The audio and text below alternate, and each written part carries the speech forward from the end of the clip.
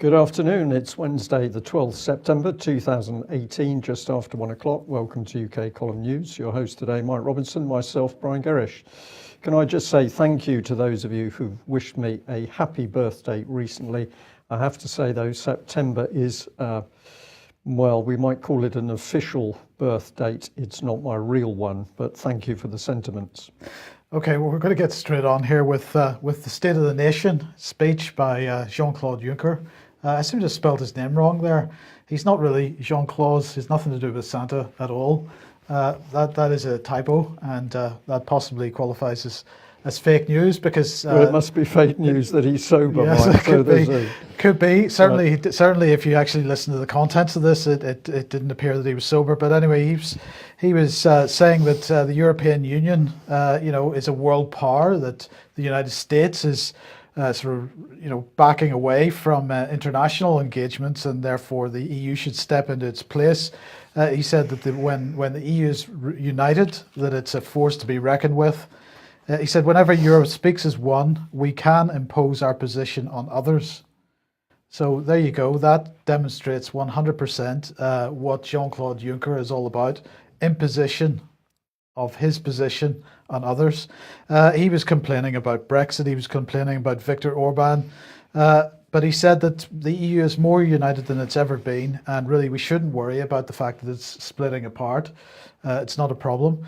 But he said that in order to keep it together, they're going to send 10,000 more border guards to the borders to tackle unlawful immigration by 2020, he said. And he also suggested that there should be a new Africa-Europe alliance based on cooperation rather than charity. Okay. Well, in order to give us an impression of what he meant by imposing the EU's position on others, we'll all be delighted to know that the EU passed the vote on the copyright legislation, the copyright directive today. That's the European Parliament. So MEPs have approved that, which means, the two articles that everybody was particularly concerned about, Articles 11 and 13, are going to move towards becoming law, EU law, that is. So, of course, Article 11 is this so-called link tax. This gives publishers and newspapers, it's being presented as a way to make money, but in fact, even if you don't want to make money, this directive, when it becomes law, will force you to make money because it's considered an unalienable right to charge anybody that wants to link to your material and use a snippet of your text to do so.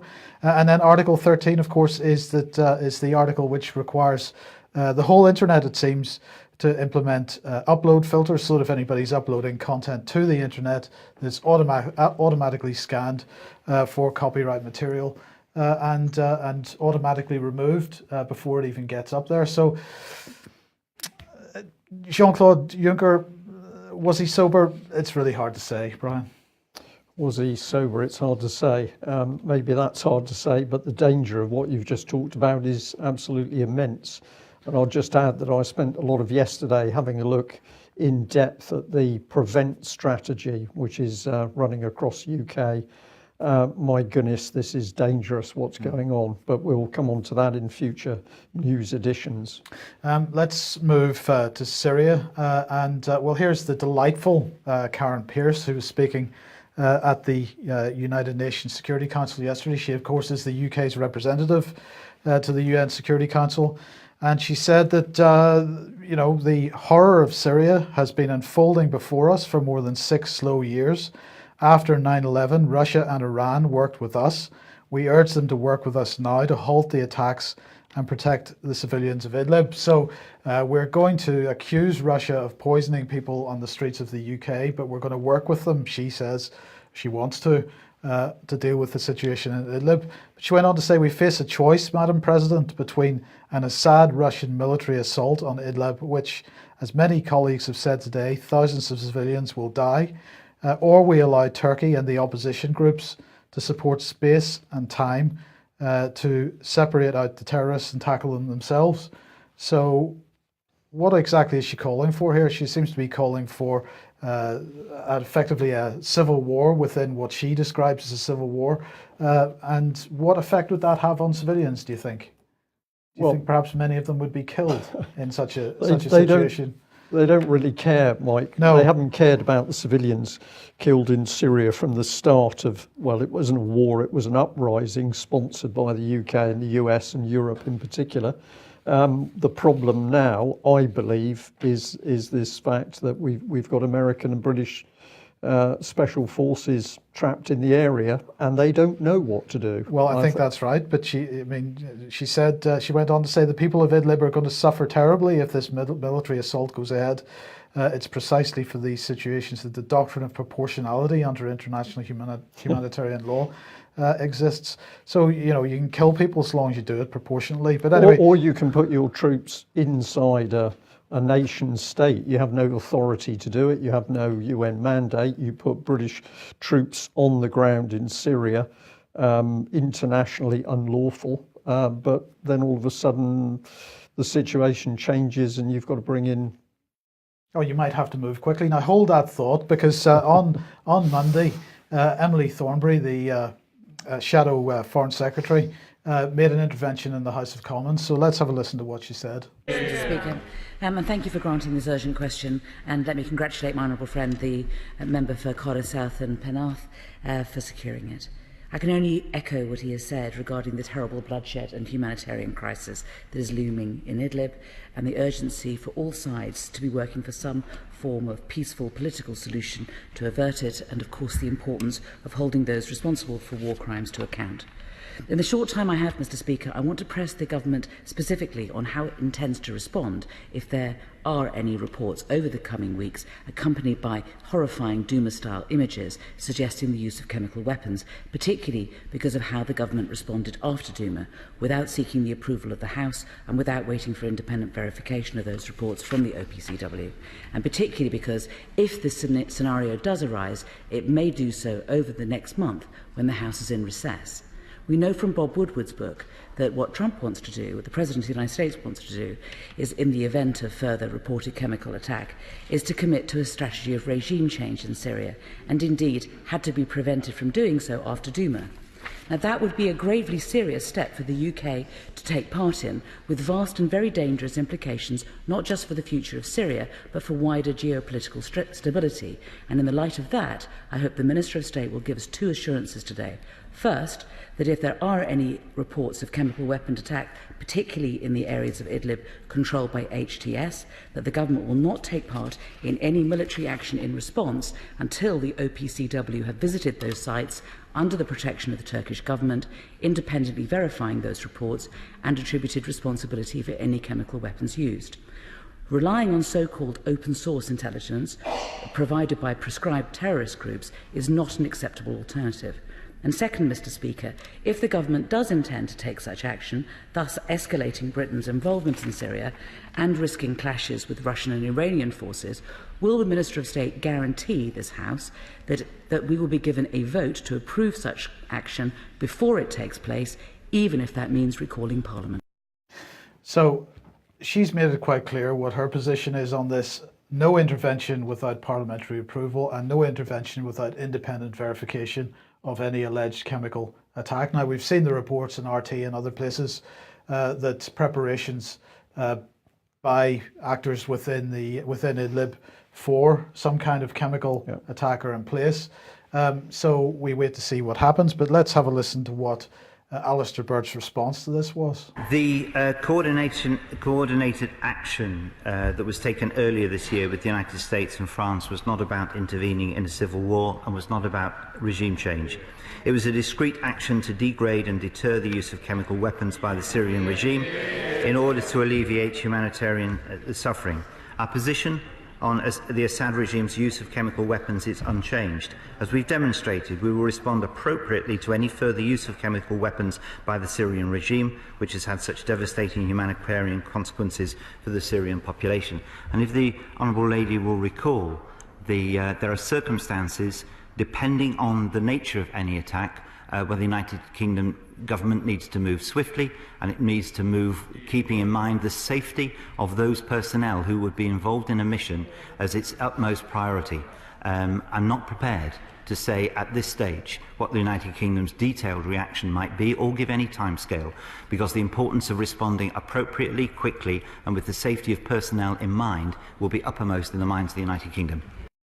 So in other words, get stuffed. Well, he doesn't answer the question at all. It's completely evaded as to whether there's going to be discussion on it, whether there's going to be proper investigation to any stated alleged chemical weapons attack. So Well, the government simply lies. Well, indeed, but I mean, what he's saying there is we may have to act quickly, and therefore we couldn't possibly, I'm reading But between the even lines. if, Mike, even if you've got to act quickly, you can still draw people together for a debate in the House. Absolutely. But we, who is the we? We've now got a cabal running the country who make the decisions to put British troops on the ground in overseas nation states, not discussed in Westminster. We have a criminal cabal running the country.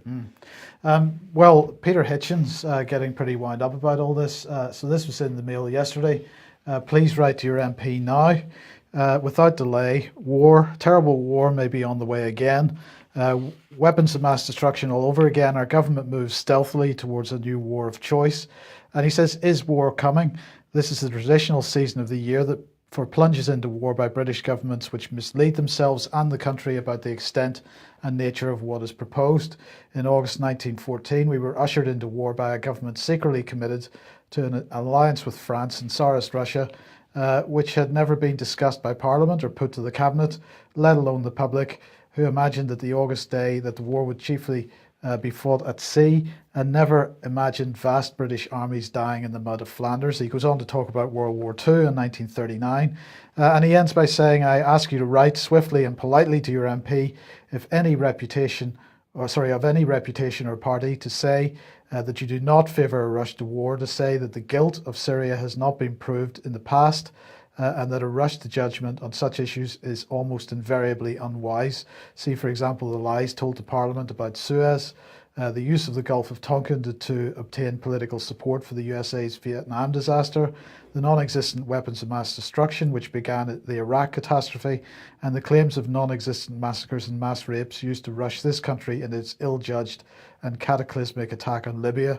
Ask only for careful consideration for an insistence that no military action is taken by this country without Parliament's position after a full and calm debate.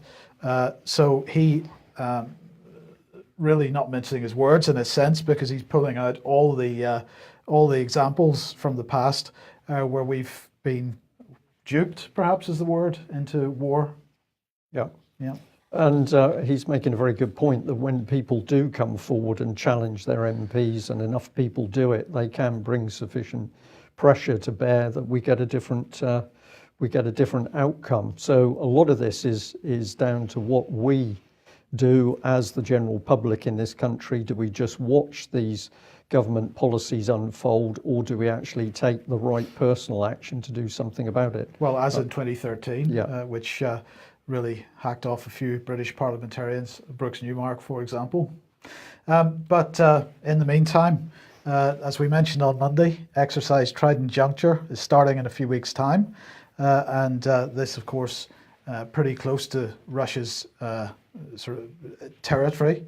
But this is all about defence, all about defending NATO's nations, 40,000 people. Today, Russia, China have begun Vostok 2018. This is Russia's biggest war games since the fall of the Soviet Union. 300,000 troops involved in this, but it's taking place on the border with China. So China and Russia staging joint drills. You can see the type of activities that they're up to here. It is, as I say, the largest such drill that's taken place. What are your thoughts on this? Well, this is serious. This is serious stuff, isn't it, by Russia? Relatively few Chinese military personnel involved, but nevertheless, the fact they are is hugely significant. But I think this is a statement by the Russians that they are not going to sit idly by if something is attempted in the Middle East. And the other thing they're doing, of course, is displaying the fact that largely the Russian military has been completely updated to an extent which has staggered the West. And one of the key statements that I'll come back to because of its importance is when you've got senior US military officers saying that the Russians' electronic warfare capability is eye-watering. That tells me that the Americans are completely on the back foot at the moment. And the same with the missile technology. So this is an alert for the Russian people, but it's also showing the rest of the world, I believe, that the Russians mean business. And I think they do in this case. They are not going to back down. Absolutely agree. I was amused. I can't remember which it was. I think it was maybe Reuters suggested that this is also sending an unspoken reminder to Beijing that Moscow is able and ready to defend its sparsely populated Far East. Well, I mean, that's such a pile of nonsense. This is attempting to put Western thinking onto what's going on in Moscow and in Beijing, and we're going to come on to that a little bit later. But in the meantime, Israel has now eased its gun laws, apparently. So this follows on from the citizenship laws that it has put through recently, the so-called apartheid laws that people are talking about. So what they're saying is that this began in August. Israel's public security minister announced that more than 500,000 Israeli citizens would be able to own guns without the need for training or special permits. This is 500,000 extra. So it's estimated that 200,000 more settlers will now be able to carry arms. So these new laws allow, according to Al Jazeera here, any veteran of the IDF infantry to obtain gun permits, as well as police officers. And the point they're making is that since conscription in Israel is mandatory at the age of 18, this basically permits everybody to carry weaponry all the time. And on top of that, any army personnel ranked lieutenant or higher is going to be allowed to keep their weapon when they leave the army, so they don't even have to buy their gun. So this is fantastic stuff. So following the nation-state law, obviously lots of concern over this, because if you've, through the nation-state law, created what's effectively a second-class citizen, if even that, then really what danger are settlers in if they happen to shoot a Palestinian dead? Are they going to be prosecuted for it? It doesn't seem likely. No, and I think we've got to add to that, Mike, that of course there are many groups inside Israel who are deeply unhappy with this policy coming from the Israeli government and are speaking out about it, but their views almost never brought out in Western, certainly British mainstream media. But we'll end on a comedy note, I suppose, on this section, because UK warning to China, according to the Daily Star. Royal Navy boosts operations in the Far East over Beijing fears.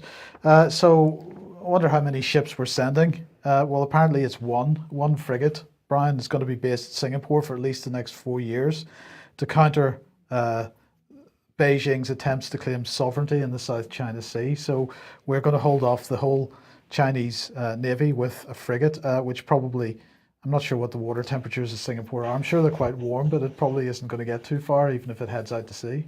Well, this is true. I don't know what the survival time in hostilities would be, but I think it would be quite low.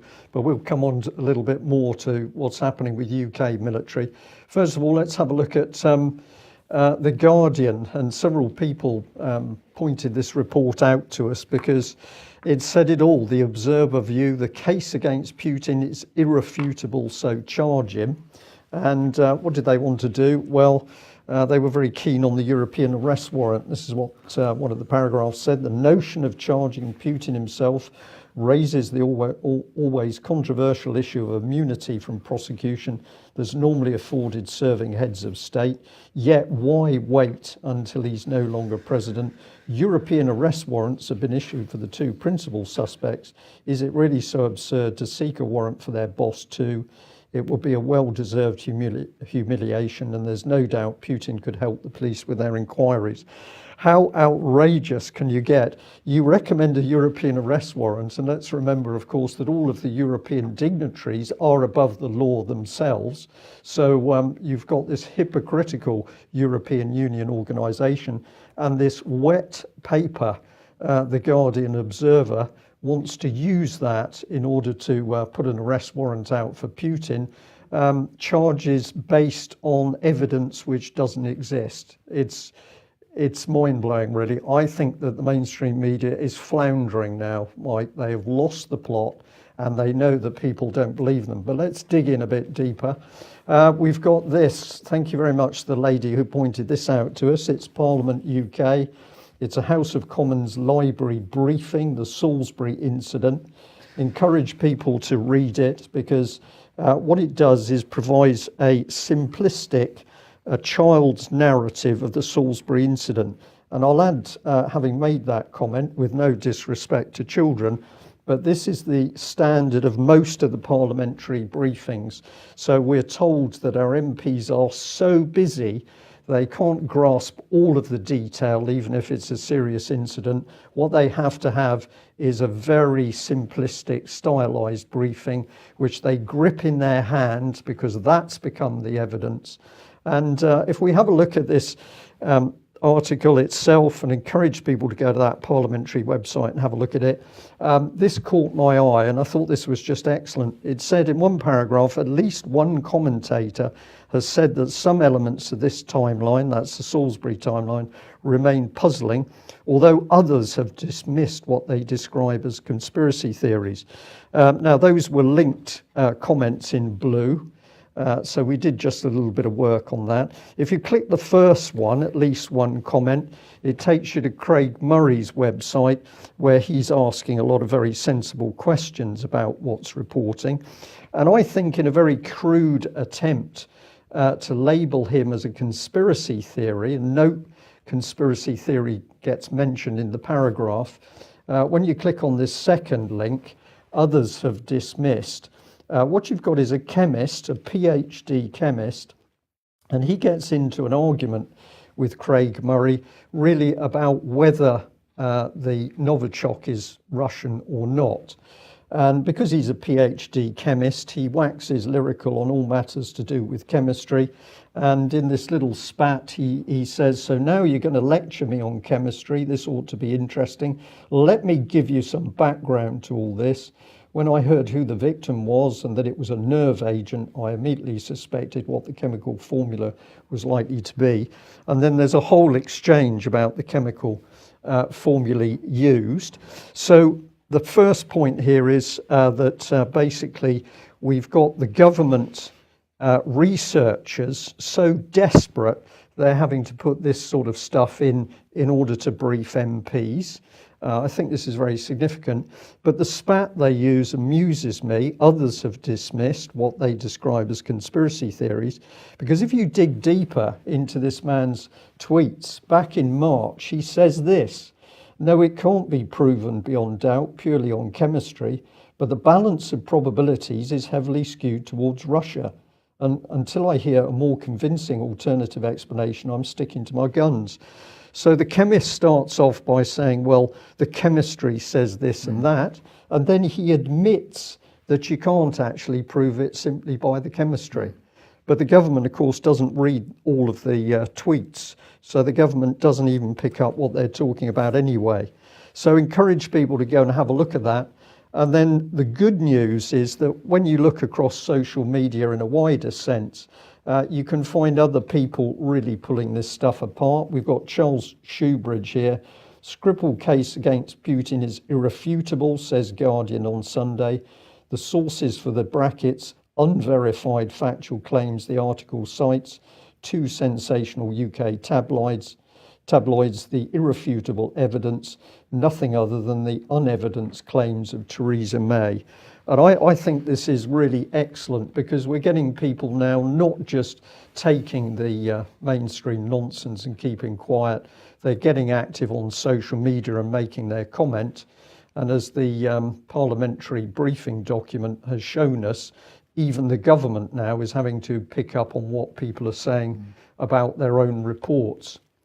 But let's get into details. If Putin is a problem, I don't think UK is going to be doing much about it because we've now got real details coming out about the state of the armed forces.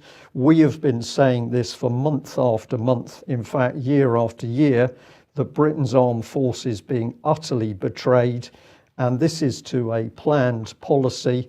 Well, now we can sort of show some of the detail of that. So we've got Parliament Commons Select Committee, and the headline is "Mod needs to plug skills gaps and face emerging threats."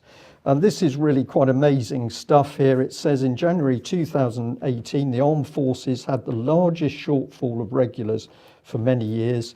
It has skill shortages in over 100 critical trades.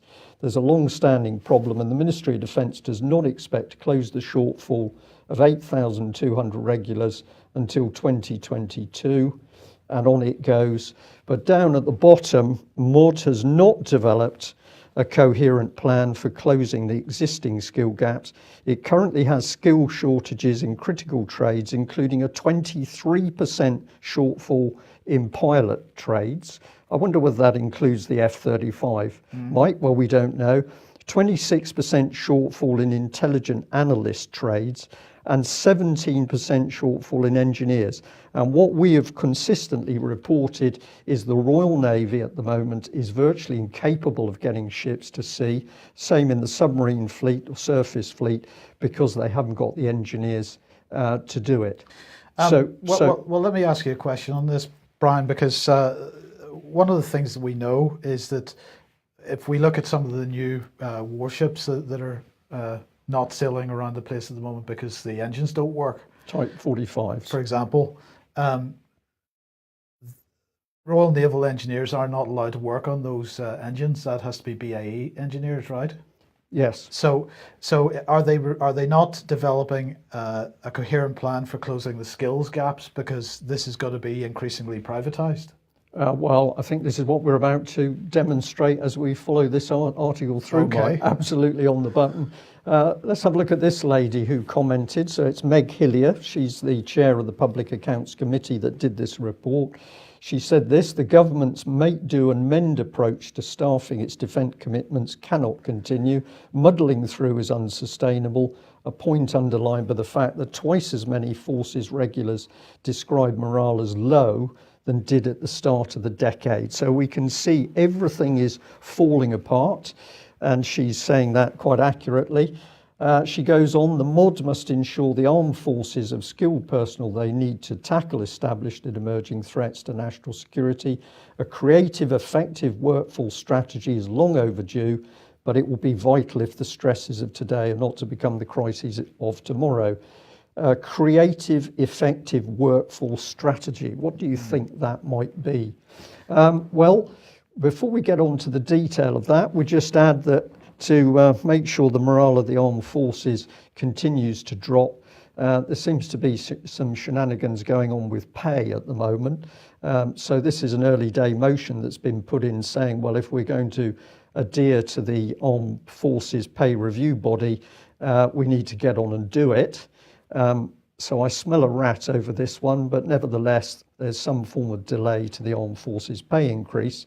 But let's have a look at who's doing the recruiting. And we're back on our old friends Capita. And this is where it just gets astonishing, because if we have a look at what Capita says, Capita is entrusted by the UK Ministry of Defence to deliver a range of core business services of national importance. The responsibilities implicit in these undertakings are taken extremely seriously. And then we get into really remarkable stuff. We understand that in future, the first choice for UK defence manpower capabilities will be the whole force approach, WFA. WFA is a flexible workforce construct for defence that will enable the delivery of military outputs in the most efficient and effective way, blending military, civil service, regular reserves, sponsored reserves, and contractors. Fusion doctrine. This is fusion. So we're taking the armed forces out of the control and oversight of a democratic government, and we're going to mix it into the private sector in a fusion. That is the correct description, a fusion. This is groundwork for the unified EU military structure, and we're now really starting to see what it is. So Capita got the contract. Ever since Capita's had the contract, we've got problems recruiting, but we're going to solve those recruiting problems by bringing in, well, private contractors. Well, let's have a look at the people running this Capita business. We'll have to do this very quickly, eye on the clock at the moment, but let's have a look. We've got Sir Ian Powell, non-executive chairman, and what's his background? Price Waterhouse accountant. We've got Jonathan Lewis, the chief executive officer, AMAC Foster Wheeler and Halliburton. So this is big international construction and military industrial complex type person. We've got Nick Greatorex. He's another accountant. Liberata PLC, that's a sort of government advisory consultancy. We've got this lovely lady here, Gillian Sheldon. Well, she's a banker. Credit Suisse and MN Rothschild. These are the people now controlling policy within the armed forces, and on it goes. John Cresswell, another accountant with a background in media, ITV and Aquiva. We've got Matthew Lester, accountant Royal Mail, but also Kleinwort Benson, and he's a non-exec director for Barclays, another banker effectively. We've got Baroness Lucy Neville. Well, she comes straight out of politics to help advise this company. Obviously, she's in the House of Lords. She's got a background in the Treasury, Energy and Culture departments, but her main professional expertise is Tesco, ideal for all matters military, as you can understand, Mike. And the final man, Andrew Williams here, well, he's got some engineering experience, but he's a health and safety man in particular. So this is the company of one, which has now got their teeth into Britain's military, the military being pulled apart, so we can come up with the excuse that the only way we can save it is to bring in more firms and contractors like Capita.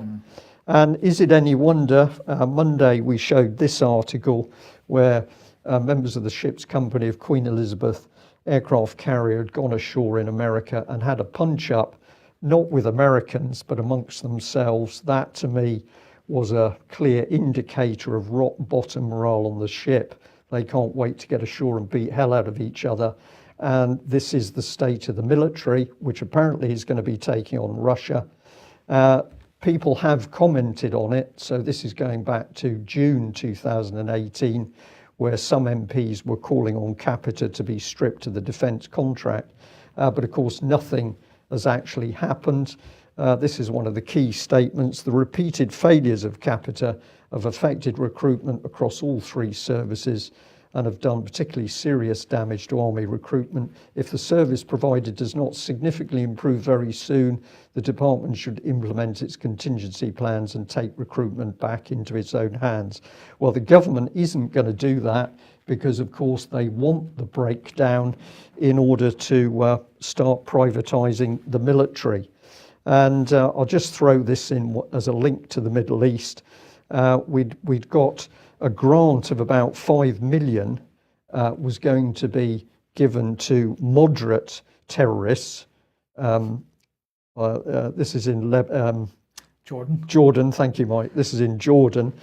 Because the situation has got a little bit squidgy in Syria, they're going to donate this non-lethal equipment to the Jordanian armed forces. So no money for UK armed forces, but we had the odd 5 million that we were going to give to moderate terrorists, but we've now decided maybe it's a bit hot to handle, so we're going to give it to the Jordanian armed forces. You could not make this stuff up, Mike. No. Well, while Vostok 2018 is going on with Russia and Chinese military personnel, the Eastern Economic Forum is also taking place, began yesterday in Vladivostok in Russia. And 6,000 political and business leaders from 60 countries attending the 4th annual Eastern Economic Forum, which is organised by President Putin. Well, there's the floor of the room, well, it's the whole point of this is to try to develop Russia's Far East, and it it's only a week ago that the Forum for China-Africa Cooperation, hosted by President Xi in China, took place. So this is following on from that, and many of the African leaders that were at that are also at this. So this is all about economic development and not about blowing the planet up. So this is the first time President Xi has attended as president of China. Well, what were they saying? Well, they were. Putin was saying our relations are critical. This is the relations between Russia and China, not only for our countries, but for the world as well. President Xi said it allows us to jointly neutralize the external risks and challenges and to assist joint development. Putin went on to say that he was pretty pleased that 1,000 Chinese were in attendance of this. This is understandable, he said, because of the volume of our relations is very large. And he said that after he had met Xi on the sidelines of the conference, he said, we'll continue with our joint efforts on the political and diplomatic settlement of the situation in North Korea, in the Korean Peninsula, in line with the Russian-Chinese roadmap. We support steps taken by the authorities of China and North Korea on the restoration of bilateral relations, and hope for the efficiency of another inter-Korean summit in Pyongyang. I think there's a bit of translation going on here. We firmly believe that an important element in the overall settlement of the situation on the Korean Peninsula is the normalization of relations between the Democratic People's Republic of Korea and the United States. And then they went on to say there are dozens of cooperating pairs of Russian and Chinese regions. We place great importance on this, and Chairman Xi Jinping spoke about it directly at today's meeting. So that's what's going on there. But on this, also going on here was that Putin and President Abe, the Japanese Prime Minister, discussing normalizing relations between Russia and Japan by the end of the year. Now, Abe had asked before this meeting started that there was some agreement from Putin that there should be discussions about this, because of course there's never been cessation of the war. The Second World War has never actually been formally closed between Russia and Japan. And so Putin said here during this meeting, an idea has come into my head. Let's conclude a peace treaty before the end of the year without any preconditions. And then on the basis of this peace treaty, as friends, we will continue to resolve all controversial issues. It seems to me that this would facilitate the solution of all our problems with which we've not dealt for over 70 years. So that's what's going on over there. While the West is trying to blow up the planet, people in the East seem to be trying to do something slightly different. Absolutely, Mike. And I'll just add, there's some amazing history which many people have not seen much about, because Western media simply doesn't want to tell the story. But of course, at the end of the Second World War, the Russians moved millions of troops out of Western Europe, transferred them all the way across Russia to the east in order to help the Chinese remove the remains of the Japanese army out of China. None of that ever reported in any great detail, but if you're interested in the subject because you haven't read much about it before, there's some very, very good YouTube documentaries on that now. So a lot of politics there in the East, Mike, which the West has simply ignored as if it doesn't exist. Well, good news, Brian, because we've had confirmation today of more carnage. Mark Carney will stay as the Chancellor of the Governor of the Bank of England until the 31st of January 2020. So that's fantastic stuff. And this, of course, taking place as more and more people now warning of an economic collapse, possibly worse than what happened in 2007, 2008. It, of course, is going to be worse than that, because none of the issues that led up to that collapse in 2007 have been addressed. In fact, the situation has got much worse since then. And what's interesting is that, of course, Mark Carney has been confirmed as the governor for an extended period of time. The Bank of England's stress tests on the banks and whether the banks could survive further financial system problems is all based on their capital reserves. And so the stress test based on their capital reserves I was just interested that the BBC this morning was pushing out a little audio clip from the chief executive of Lehman Brothers, because it's 10 years since Lehman Brothers collapsed. And he was making the point following the collapse of Lehman Brothers that actually Lehman Brothers had a very good capital reserve situation. It wasn't a capital reserves problem that Lehman Brothers had, it was a liquidity problem, and that what they needed was a short-term solution to deal with the liquidity problem. Now, you could argue about that, but the point here is that Mark Carney's sort of stress test, Mark Carney's ability to decide whether banks are capable of surviving a further economic crisis, or financial system crisis rather, based on the very measurement that didn't apply in Lehman Brothers' case. I think we're in pretty serious trouble when this hits. This one hits. Yeah. Yeah. Well, we'll end on a lighter or not so lighter note. A number of people pointed this article out to me, which has got some interest factor. This young lady, Carrie Symonds, is the young lady that Boris Johnson has been linked to, is the expression that you have to use now. He's been linked to her. So the Mail has obviously done quite a bit of digging, pointed out that she's full of glamorous poses. But what was interesting was that they're also pointing out that, albeit in her younger days, she was performing in a satanic, pretty unpleasant play. This is university times. So they had some images of that.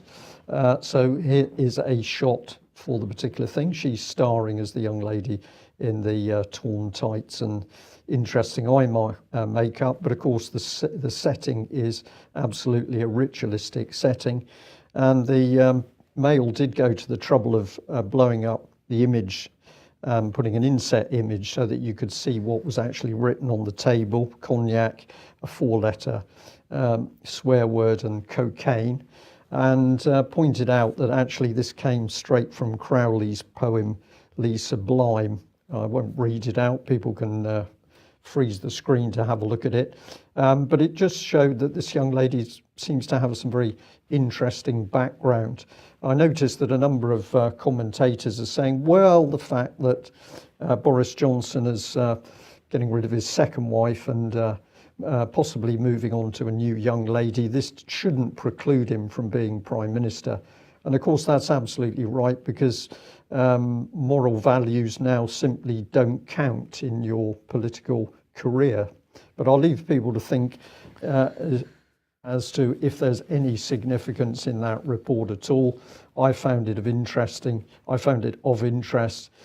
that's partly because of the fact that we know that ritualistic abuse of children is on the rise, but we still have mainstream journalists and reporters trying to deny that that is the case. And this one we've actually mentioned before, but quite a long time ago.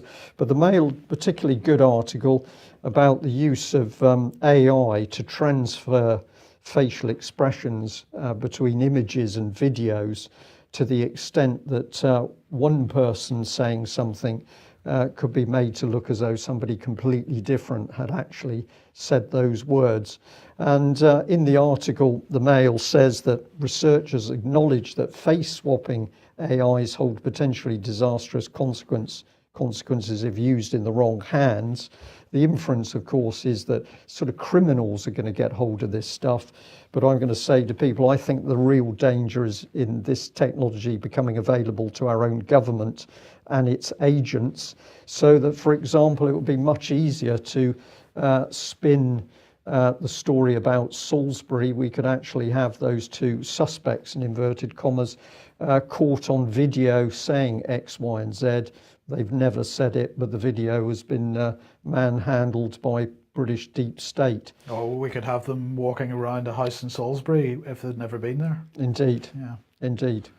Okay, well, we'll end there. Serious times, but perhaps we should follow the advice of the Daily Mail there. If you're worried about what's happening in the Middle East, then pick up the phone, email, tweet, write letters, and start to put some real pressure on your local MPs that Britain should not be getting into a war in the Middle East. Peter Hitchens, brave enough to stand up and say that. I think he deserves some support. Thanks very much for joining us. We'll be back on Friday. Bye-bye. Bye-bye.